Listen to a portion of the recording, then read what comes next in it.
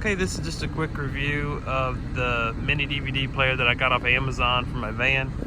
The brand name is Geoyeao. I bought this specifically for this feature. It's got the little ears that allow you to mount this upside down on its side, whatnot. But this thing's cool. It's got some really neat features. It uses a mini USB to power the DVD player. You can see I've got it plugged into the TV right here. It's got an HDMI, which I wanted because I wanted to eliminate the extra audio cord, which is also plugged into the TV there.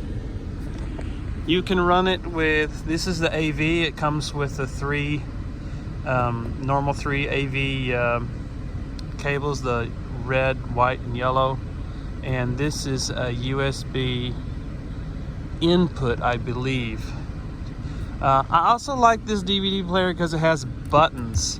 You know, when you're on a road trip with a bunch of kids, they lose the remote invariably. So being able to just reach up there and hit play is really nice. I'll give you a quick demonstration. We'll fire it up. Okay, I'm back.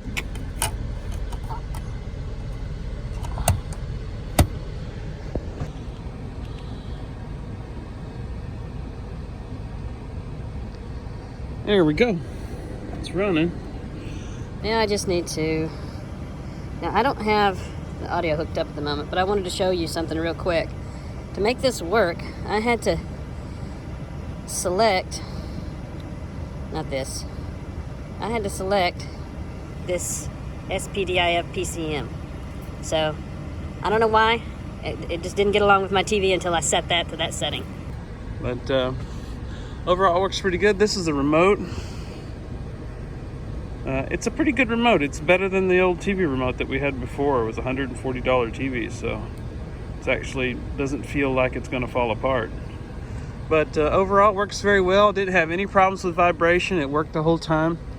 One thing I forgot to mention was this is a 1 amp port. It only makes 1 amp. This unit calls for 2 amps, but with 1 amp, it works fine. So this DVD player is world format capable. It'll play any format from any country. It doesn't matter. You can see that I've got this plugged into this USB. This port is only 1 amp out of this TV, but it works fine on 1 amp. I thought it might be a problem. It calls for 2 amps, but nope, it works just fine on 2 amps. This is the mount you see up here poking out. This DVD player is just stuck to that piece of aluminum with something called mount tape or foam, double-sided foam tape. It's an industrial tape I got from my dad. They used to put water slides together with it. You can see the other side of the mount here. It's just bolted to the TV mount. I just screwed it together right there. You can see the aluminum poking out.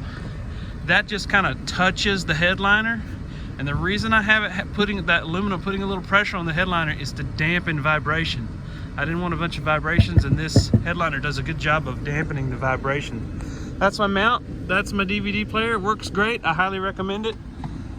Go ahead and grab one for yourself.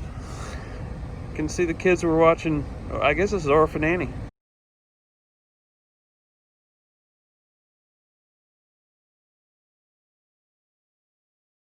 Transmitter. This transmitter is what we use to transmit the sound to the rear passenger compartment. We use it in addition to a set of these Simolio RF headsets. I'll go over both real quick. The transmitter I've just got stuck to the back side of this, to the bottom of this TV with mount tape. That's industrial mount tape. It will come off if I tug it. You can see these emitters fire forward towards the cabin compartment. I've got this turned so that it works good in that seat right there. That's the most sharpest angle away from the unit. It does work fine, no complaints. This unit comes with the option of running it from a 12 volt adapter, which they include. I cut it off and direct wired it to the van's accessory circuit. Every time I open the door, this thing powers up for 30 minutes, or I can just switch it off like so. This is the audio input. I pull it from the headphone jack of the TV straight into the transmitter here. Just use a stereo patch cable.